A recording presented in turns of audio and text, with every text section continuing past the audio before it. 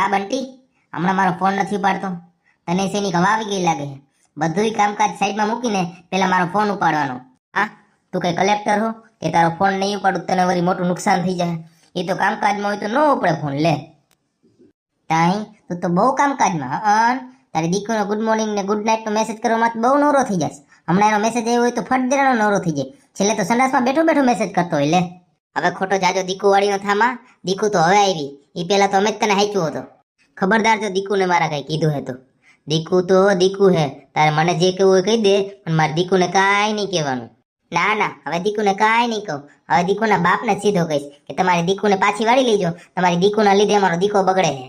અરે તું તો ખોટું માની ગયો. તું તો મારા ભાઈ જેવો હો, ભાઈ જેવો. દીકુ તો પછી આવે, કાંઈ કહેતો નહીં મારો ભાઈ. એક તો માન મેળ પડ્યો હતો, નહીં ખબર હે ને? હા આવે, નહીં કહું, પણ એક શરત ઉપર. પછી એની બેનપણીમાં મારું ગોઠવજે.